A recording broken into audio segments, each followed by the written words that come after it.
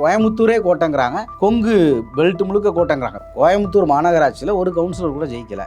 ரொம்ப ஆதரவு இருக்குது அப்படின்னா ஒரு கவுன்சிலர் கூட அந்த மாநகராட்சிக்குள்ளே ஜெயிக்க முடியாது.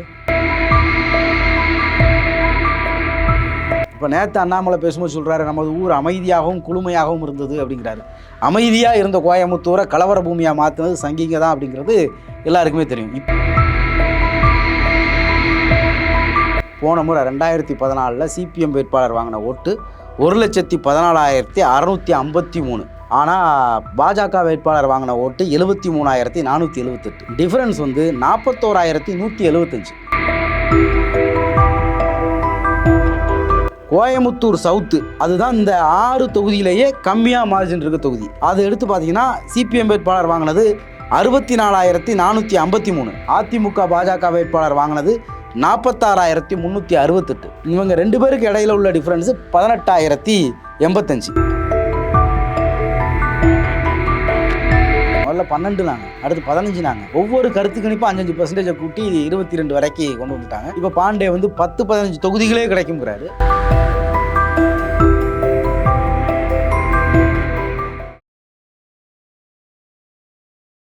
வி தமிழ் நேயர்களுக்கு வணக்கம். பத்திரிகையாளர் திரு பன்னீர் பெருமாளோட இணைஞ்சிருக்கோம். வணக்கம் பன்னீர். வணக்கம். இப்போ அண்ணாமலை வந்து என்னைக்கு கேண்டிடேட்ஸு எலெக்ஷன் அப்படின்னு பேச ஆரம்பிச்சதுலேருந்தே சொல்கிறாரு, கோவையை நாங்கள் தான் ஸ்வைப் பண்ண போகிறோம், அதாவது கொங்கு பெல்ட்டையே நாங்கள் தான் ஸ்வைப் பண்ண போகிறோம், நீலகிரியில் ஆரம்பித்து எல்லாமே நாங்கள் தான் அப்படிங்கிறாரு. உண்மையிலேயே அதனுடைய யதார்த்த தன்மை என்ன? அதை ஒரு இந்த தென் சென்னையில் நாங்கள் தான் ஜெயிக்க போகிறோம்னு சொல்லிட்டு தமிழிசையை ராஜினாமா பண்ணிட்டு வர சொல்லியிருக்காங்கல்ல, அந்த மாதிரி வந்து இப்போது என்ன வேணாலும் சொல்லிக்கிறது தானே. அந்த மாதிரி கொங்கு பெல்ட்டில் இருக்கக்கூடிய 6 தொகுதிகளை நாங்கள் வெற்றி பெற போகிறோம் அப்படின்னு ஒரு சொல்லியிருக்காரு. ஏதாவது ஒரு சிறு வாய்ப்பு கூட கிடையாதா? வாய்ப்பு எதன் அடிப்படையில் வாய்ப்பு இருக்குதுன்னு நம்ம நினைக்கிறது. இப்போ கன்னியாகுமரினா அவங்க தனியாக நின்று வெற்றி பெற்றிருக்காங்க. பல சட்டமன்ற தேர்தல்களில் தனியாக நின்று கூட 2வது இடத்துக்குலாம் வந்திருக்காங்க. அப்படி ஏதாவது கோயம்புத்தூரில் நடந்திருக்கா அப்படின்னா அப்படி எதுவுமே நடக்கலை. அப்படி எதுவுமே நடக்காத காலத்தில் அவர் கோயம்புத்தூரை மட்டும் சொல்லலை. இப்போ இந்த அஸ்வத்தாமன் ஒருத்தர் பிஜேபியில் இருக்கார், அவர் கோயம்புத்தூர் எங்கள் கோட்டை அப்படின்னு பேசுவார். இப்போ அப்படி பேசுகிற அவரே வந்து பேசுகிறதே உண்மை கிடையாது. டேட்டாலாம் பார்த்தா அப்படி இல்லை அப்படின்னு தான் நம்ம சொல்கிறோம். ஏன்னா டேட்டா அப்படி இல்லை.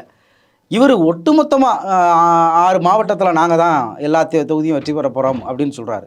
அதனால் அவருக்கு போகிற போக்கில் அவர் என்ன வேணாலும் சொல்லுவார். 400 தொகுதி இந்தியாவில் ஜெயிக்க போகிறோன்னு சொல்கிறாங்களே, அந்த மாதிரி அவர் தமிழ்நாட்டில் ஒரு 6 தொகுதி அப்படின்ட்டு அதை சொல்கிறாரு. தொடர்ச்சியாக வந்து கொங்கு பெல்ட்டில் பாஜகவுக்கு, இந்துத்துவாவுக்கு, ஆர்எஸ்எஸ்க்கு ஒரு பெரிய ஆதரவு இருக்குது அப்படிங்கிற ப்ரொஜெக்ஷன் வந்து சோஷியல் மீடியாவில் பாண்டே மாதிரி ஆட்களாக இருக்கட்டும், இல்லை மாரிதாஸ் மாதிரியான ஆட்களாக இருக்கட்டும், அண்ணாமலையாக இருக்கட்டும், இவங்க எல்லாருமே பேசுகிறாங்க. கொங்கு பெல்ட்டோட யதார்த்த களம் தான் என்ன? அதாவது கோயம்புத்தூர் மாநகராட்சியில் இப்போ பாஜகவுக்கு எத்தனை கவுன்சிலர் இருக்காங்க? கிடையாது, யாருமே கிடையாது. ரொம்ப ஆதரவு இருக்குது அப்படின்னா ஒரு கவுன்சிலர் கூட அந்த மாநகராட்சிக்குள்ளே ஜெயிக்க முடியாது. கோயம்புத்தூர் மாநகராட்சியில் ஒரு கவுன்சிலர் கூட ஜெயிக்கலை. அப்புறம் ஆதரவு இருக்குது அப்படின்னு அவங்க கோயம்புத்தூரே கோட்டைங்கிறாங்க, கொங்கு பெல்ட் முழுக்க கோட்டைங்கிறாங்க. இப்போ சில ஒன்றிய கவுன்சிலர்லாம் சில இடங்களில் ஜெயிச்சிருப்பாங்க, அதெல்லாம் லோக்கல் அந்த நபருடைய செல்வாக்கில் ஜெயிச்சிருக்கலாம். ஆனால் கோயம்புத்தூரில் அப்படி கூட ஜெயிக்கலை. இப்போ 2011 கூட 4 பேர் இருந்திருக்காங்க, இப்போ சுத்தமாக இல்லை. ஆனால் கோட்டை நாங்கள் வெற்றி எம்பி எலெக்ஷனில் ஜெயிக்க போகிறோங்கிறாங்க. 15 லட்சம் ஓட்டு வரும் ஒரு எம்பி தொகுதிக்கு. எப்படி இவங்க வாங்க போகிறாங்க, யாருக்கிட்ட வாங்க போகிறாங்கன்னு நமக்கு தெரியல. இப்போ கோவையில் அண்ணாமலை டைரெக்டாக இப்போ அவர் போட்டிடுறாரு, ஜெயிப்பாரா தோப்பாரா? அவர் 3வது இடம். டெபாசிட் வாங்குவாரா இல்லையா அப்படிங்கிறது தேர்தல் ரிசல்ட் வரும்போது தெரிஞ்சிடும். இல்லை, அதாவது ஜெயிப்பாரா தோப்பாராங்கிறது முக்கியம் இல்லை, டெபாசிட் வாங்குவாரா இல்லையா அப்படிங்கிறது. ஆமாம், டெபாசிட் வாங்குவாரா இல்லையா அப்படிங்கிறது தான் நமக்கு அங்கே இருக்கக்கூடிய கொஸ்டினே அதுதான். ஏன்னா இப்போ பாஜக வந்து 2014 ஒரு வலுவான கூட்டணி வச்சுருந்தப்போ அங்கே 2வது இடத்துக்கு சிபி ராதாகிருஷ்ணன் இருந்தப்போ வந்திருக்காங்க. அதுக்கு பிறகு பாஜக குறித்து இந்த 10 வருஷத்தில் மோடி ஒன்றிய அளவில் நிகழ்த்தின பல்வேறு சாகசங்கள், கோயம்புத்தூரை மையமாக வச்சு இயங்கக்கூடிய தொழில் நிறுவனங்கள், அங்கே இயங்கக்கூடிய சின்ன சின்ன தொழில் நிறுவனங்களுக்கு எல்லாமே அந்த பவுண்ட்ரி கொண்டு எல்லாமே ஜிஎஸ்டிக்குள்ளே வருது. அதனால் அது பாதிக்கப்படுறது. இந்த பஞ்சு நூல் இந்த விலையேற்றம் சம்மந்தமாக மட்டும் இந்த 10 வருஷத்தில் பார்த்தா நீங்கள் கூகுளில் போய் தட்டினாலே ஒரே போராட்டமாக வருது. இது எல்லாமே வந்து பிஜேபி தான் காரணம் அப்படிங்கிறது எல்லாருக்குமே வெளிப்படையாக தெரியும். நேரடியாக தொழில்களை வந்து அவங்க முடக்கியிருக்காங்க. இப்போ நேற்று அண்ணாமலை பேசும்போது சொல்கிறாரு, நமது ஊர் அமைதியாகவும் குளுமையாகவும் இருந்தது அப்படிங்கிறாரு. அமைதியாக இருந்த கோயம்புத்தூரை கலவர பூமியாக மாற்றினது சங்கிங்க தான் அப்படிங்கிறது எல்லாருக்குமே தெரியும். இப்போ இந்த பிஜேபி ஆட்சியில் கூட ஒருத்தர் இறந்து போனார். அந்த இறுதி ஊர்வலத்தில் கூட பிரியாணி அண்டாவெல்லாம் திருடி கலவரம் பண்ணாங்க. அதெல்லாம் நம்ம கண்ணு முன்னாடி பார்த்தோம். அப்போ அந்த ஊருடைய அமைதிக்கு யார் குந்தகம் அளிக்கிற நபர் அப்படிங்கிறதும் நம்ம அண்ணாமலைக்கு மக்களுக்கு தெரியும். அப்போ அண்ணாமலைக்கு மக்கள் எப்படி வாக்களிப்பாங்க, அது எப்படி வந்து அவர் வெற்றி பெறலாம் முடியும்? அவர் நான் தேர்தலிலே போட்டியில்லைன்னு தான் சொன்னார். மேலே இருந்து அவரை வலுக்கட்டாயமாக பிடிச்சி நீ கோயம்புத்தூரில் தான் நிற்கணும்னு தள்ளி விட்டுருக்காங்க. வேறு வழி இல்லாமல் அவர் வந்து நிற்கிறாரு. நிற்கிறவர் என்ன பண்ண போகிறாருன்னு தான் பார்க்கணும். இப்போ திமுக கேண்டிடேட் அங்கே எவ்வளோ ஸ்ட்ராங்காக இருக்காங்க? இப்போ திமுக கேண்டிடேட் அப்படிங்கிறவர் அவர் ஏற்கனவே அதிமுகவில் இருந்திருக்கிறாரு. அதிமுகவில் அவர் மேயராக இருந்திருக்காரு. அந்த மேயர் எலெக்ஷனில் திமுக காங்கிரஸ் போட்டியிடலை. அதில் கூட பிஜேபிக்கும் இவங்களுக்கும் பெரிய கேப் இருக்குது. அப்படி தான் அவர் ஜெயிச்சிருக்காரு. இன்றைக்கி தேதியில் நம்ம எடுத்து பார்த்தோம்னா சட்டமன்ற தேர்தலில் பெரிய லெவலில் அங்கே அதிமுக வெற்றி பெற்றிருக்கு. ஆனால் அதிமுக வெற்றி பெற்ற அந்த சட்டமன்ற தொகுதிகளை உள்ளடக்கின கோயம்புத்தூர் நாடாளுமன்ற தொகுதி இருக்குது பார்த்தீங்களா, இதில் போன நாடாளுமன்ற தேர்தலோடு நம்ம எடுத்து பார்த்தோம்னா நீட்டாக எல்லோரும் திமுகவுக்கு ஓட்டு போட்டாங்க. இப்போ கோயம்புத்தூர் அப்படின்னு நம்ம எடுத்து பார்த்துக்கிட்டோம்னா அதுக்குள்ளே 6 சட்டமன்ற தொகுதி வருது. ஒன்று பல்லடம், இன்னொன்று சூலூர், கவுண்டம்பாளையம், கோயம்புத்தூர் நார்த்து, கோயம்புத்தூர் சவுத்து, சிங்காநல்லூர். இந்த 6 தொகுதியில் பல்லடம் தொகுதி எடுத்து பார்த்தோம் அப்படின்னா போன முறை 2014 சிபிஎம் வேட்பாளர் வாங்கின ஓட்டு 1,14,653. ஆனால் பாஜக வேட்பாளர் வாங்கின ஓட்டு 73,478. டிஃப்ரென்ஸ் வந்து 41,175. அதிமுக ஆளுங்கட்சியாக இருந்தப்பவே பல்லடத்தில் 2 பேருக்குமான டிஃப்ரென்ஸு. சூலூரில் பார்த்தா சிபிஎம் வேட்பாளர் வாங்கின ஓட்டு 94,603. பாஜக வேட்பாளர் அதிமுக கூட்டணியில் வாங்கின ஓட்டு 74,883. 19,720 டிஃபரன்ஸு.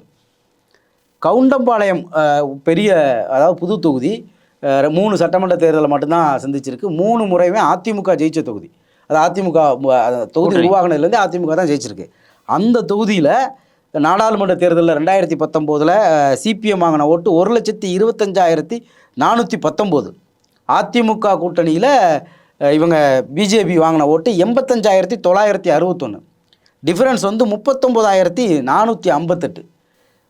அதே மாதிரி தான் கோயம்புத்தூர் நார்த்து இவங்க வாங்கின ஓட்டு சிபிஎம் வேட்பாளர் வாங்கின ஓட்டு 83,370. ஆனால் பிஜேபி அதிமுக கூட்டணி வேட்பாளர் வாங்கினது 57,158. 26,212 ஓட்டு டிஃப்ரென்ஸு. கோயம்புத்தூர் சவுத்து அதுதான் இந்த 6 தொகுதியிலேயே கம்மியாக மார்ஜின் இருக்க தொகுதி. அதை எடுத்து பார்த்தீங்கன்னா சிபிஎம் வேட்பாளர் வாங்கினது 64,453. அதிமுக பாஜக வேட்பாளர் வாங்கினது 46,368. இவங்க 2 பேருக்கு இடையில் உள்ள டிஃப்ரென்ஸு 18,085. சிங்காநல்லூரில் சிபிஎம் வேட்பாளர் நடராஜன் வாங்கின ஓட்டு 85,243. இவங்க பிஜேபி அதிமுக கூட்டணி வாங்கின ஓட்டு 52,975. கிட்டத்தட்ட டிஃப்ரென்ஸ் வந்து 32,268.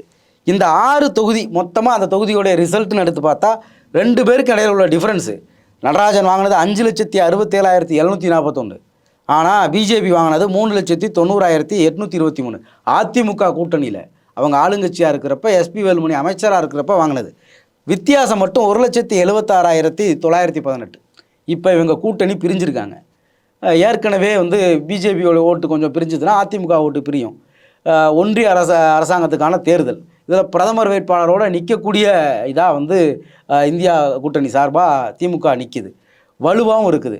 இந்த 2021 உள்ள சட்டமன்ற தேர்தலுக்கு பிறகு நடந்த உள்ளாட்சி தேர்தலில் கோயம்புத்தூர் பகுதி முழுக்கவே அவங்க தான் கைப்பற்றியிருக்காங்க. ஆக ஒரு வலுவான வேட்பாளராக ஒரு வலுவான கூட்டணியாக கடந்த தேர்தல் அனுபவத்தோடு எடுத்து பார்க்குறப்ப ரொம்ப தெளிவாகவே வந்து இதில் வந்து திமுக முன்னணிப்பில் இருக்குது அப்படிங்கிறது வெளிச்சமாகவே தெரியும். டேட்டாவாக பார்த்தாலும் கூட்டணியாக பார்த்தாலுமே தெரியும். இதில் மக்கள் நீதி மையம் வேறு உள்ள. ஆமாம், போன முறை மக்கள் நீதி மையம் தனியாக நினச்சி அவங்க இந்த முறை கூட்டணியில் சேர்ந்துருக்காங்க. அந்த பகுதியில் செல்வாக்குள்ளவராக சொல்லப்படக்கூடிய மகேந்திரன் திமுகவிலேயே சேர்ந்துட்டார். ஆக இது எல்லாமே ஒன்று சேரக்கூடிய இடத்துல திமுக ரொம்ப வலுவாக இருக்குது. இந்த மாதிரி எந்த விதமான அர்த்தமெட்டிக்கான எந்த கணக்கு வழக்குகளாகவோ எண்ணிக்கையாகவோ கூட்டணியாகவோ எந்த வலுவான இதுவுமே வந்து நம்ம அண்ணாமலைக்கு கிடையாது. ஆனால் அவர் வந்து ஒரு ஊதி பெருக்கக்கூடிய ஒரு பலூனா அவர் சொந்த ஊரில் தோற்று போனவர். அரவக்குறிச்சியில் சொந்த ஊரில் தோற்று போனவர் இன்னைக்கு இங்கே வந்து தனக்கு ஒரு பலம் இருக்கிற மாதிரியே காமிக்கிறதுக்கு முயற்சி பண்ணுறார்.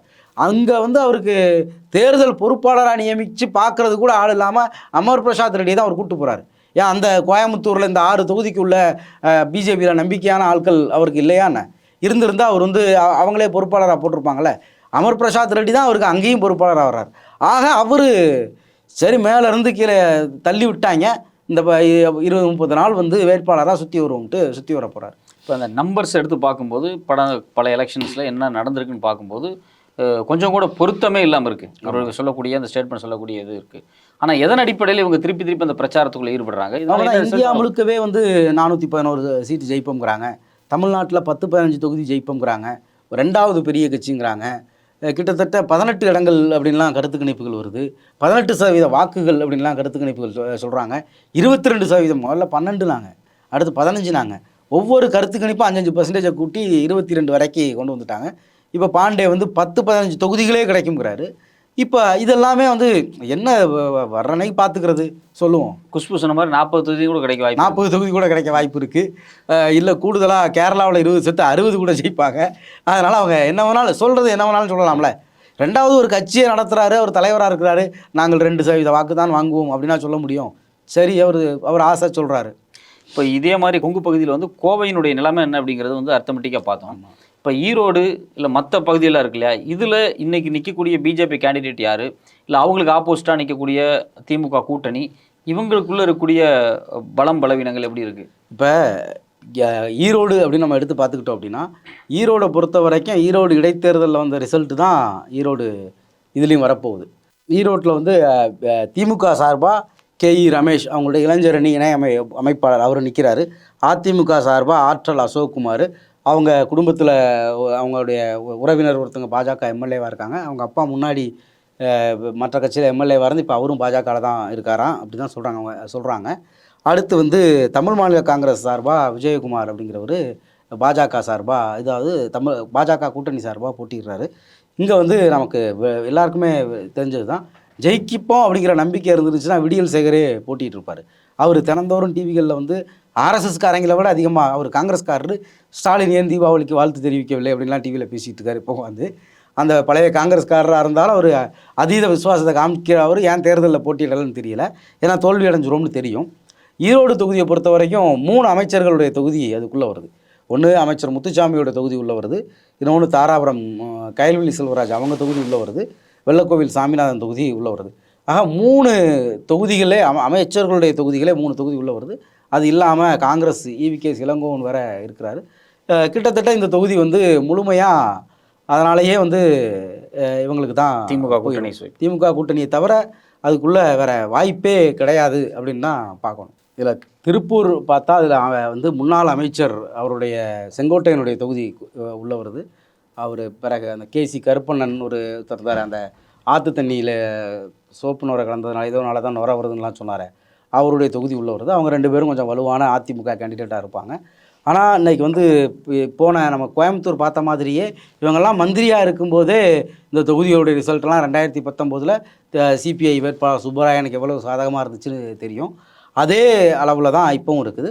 அது இல்லாமல் இன்னும் கூடுதலாக இந்த தொகுதிகளுக்குள்ளேயும் திமுக வெற்றி பெற்ற தொகுதிகள்லாம் இருக்குது.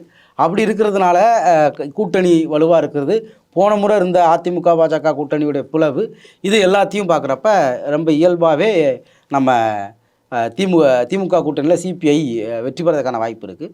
குறிப்பாக இதில் இன்னொன்று என்ன அப்படின்னா, இதில் வந்து பிஜேபி சார்பாக போட்டியிடக்கூடிய வேட்பாளர் இருக்கார்ல AP முருகானந்தம், அவர் வந்து அவருடைய முதல் மனைவியை கொலை பண்ணிட்டாருன்னு ஒரு கேஸ் இன்னும் பெண்டிங்கில் இருக்குது. அதனால் அவருக்கு ஊருக்குள்ளே வேறு ரொம்ப நல்ல பேர் இந்த மாதிரியான வழக்குகள்லாம் இருக்கிறதுனால. அதனால் அவருக்கு பிஜேபி வாக்கு எப்படி கிடைக்கும் அப்படிங்கிறத நம்மளே புரிஞ்சிக்க வேண்டியதான். அதிமுக சார்பாக அருணாச்சலம் ஒருத்தர் அருணாச்சலம் அப்படின்னு ஒருத்தர் போட்டிடுறாரு. ஒருவேளை இதெல்லாம் வெற்றி வாய்ப்புள்ள தொகுதிகளாக இருந்திருந்தால் போன முறை போட்டிக்கிட்ட மாதிரி வலுவான வேட்பாளர்கள் களமிறங்கியிருப்பாங்க. அப்படி வரலை. ஏன்னா அப்படி வரலை அப்படிங்கிறத பார்க்கும்போதே இதில் வந்து இப்போ இதிலலாம் வந்து முன்னாள் மேயருடைய பேர்லாம் MP லிஸ்ட்டில் பேரில் அடிபட்டுச்சு. இன்றைக்கி அவங்கெல்லாம் போட்டிக்கு வரலை. இப்போ திமுக கூட்டணி வலுவாகவே சட்டமன்ற தொகுதிகளையும், அதாவது கொங்கவே ஸ்வைப் பண்ணச்சா சொல்லப்பட்ட காலகட்டத்தில் கூட இந்த தொகுதிகளுக்குள்ளலாம் சில தொகுதிகளை திமுக கூட்டணி வின் பண்ணியிருக்கு. அப்படி வின் பண்ணியிருக்கக்கூடிய தொகுதியாக இருக்கிறதுனால இது ரொம்ப இயல்பாகவே இவங்களுக்கு சாதகமானது.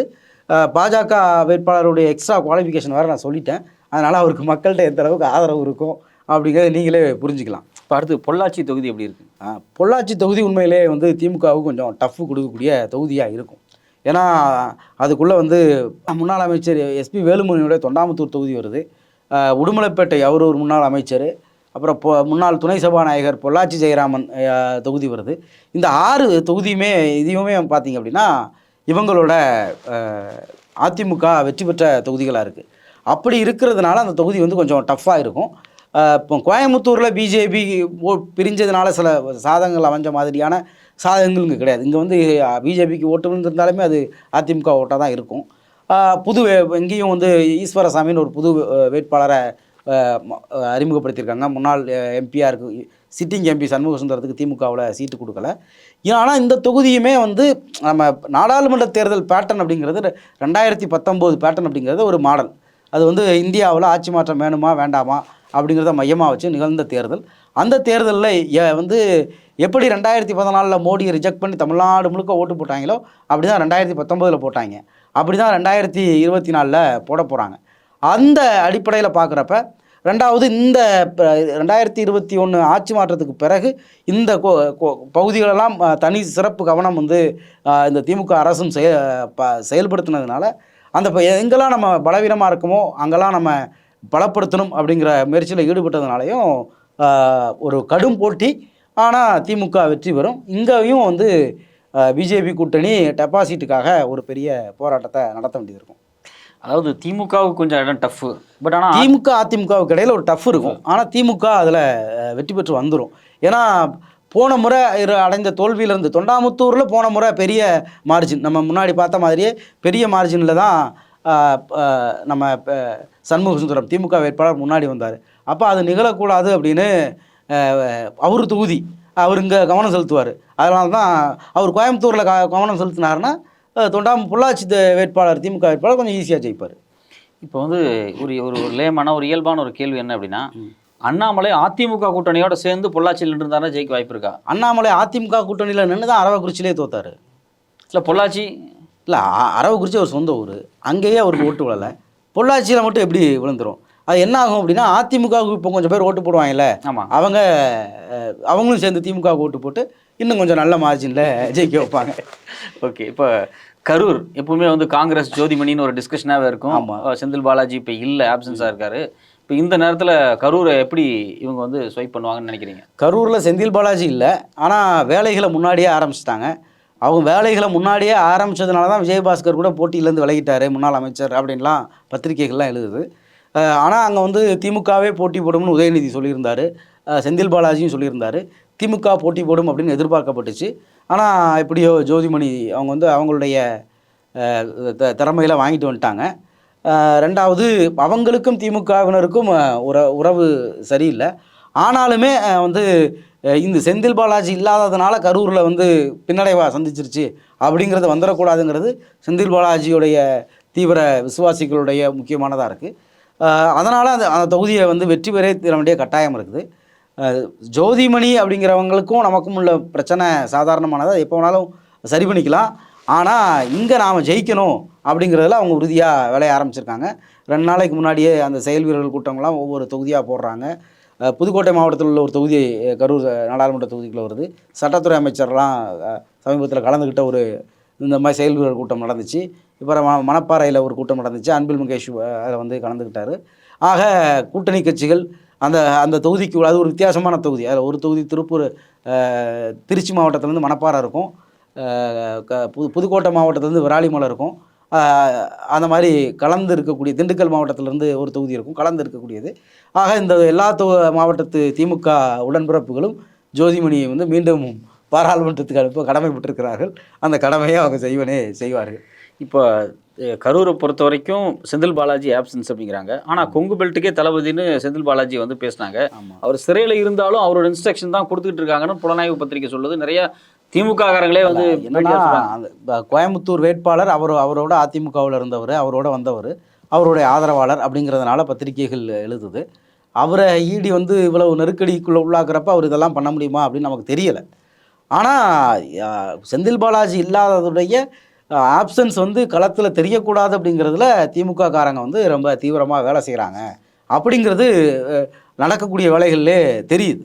தன்னோட கட்சி தலைவை தன்னுடைய தளபதி அங்கே வந்து பாதிக்கப்பட்டிருக்காரு அப்படிங்கிற ஒரு திருப்பி நம்ம வெஞ்சன்ஸ் எடுக்கணும் அப்படிங்கிற கோவத்தில் வெஞ்சன்ஸ்லாம் எடுக்கிறதுக்கு இதில் ஒன்றுமே இல்லை. முதல்ல எலெக்ஷனில் ஜெயிக்கணும். எலெக்ஷனில் ஜெயிக்கிறதுக்கு அவங்க எலெக்ஷனில் ஓட்டு போகிறதே ஒரு வெஞ்சன்ஸ் தானே. தோத்து அதாவது அது வந்து செந்தில் பாலாஜியால் பலனடைந்தவர்கள் அவருடைய ஆதரவாளர்கள் கூடுதலாக வேலை செய்வாங்க. எப்படியாவது நாம் வந்து ஜெயிக்கணும். அது அண்ணாமலை கரூரில் போட்டிகிட்டு இருந்தாருன்னா இன்னும் அந்த அந்த ஃபயர் இன்னும் அதிகமாக பார்த்துருக்கலாம். அவர் கோயம்புத்தூருக்கு போனதுனால கொஞ்சம் பேர் கோயம்புத்தூரில் போய் கூட வேலை செய்ய வாய்ப்பு இருக்குது. அது என்ன நடக்குன்னு பொறுத்திருந்து பார்ப்போம். உங்களோட நேரத்துக்கும் கருத்துக்கு ரொம்ப நன்றி பண்ணிடுறேன். நன்றி, வணக்கம்.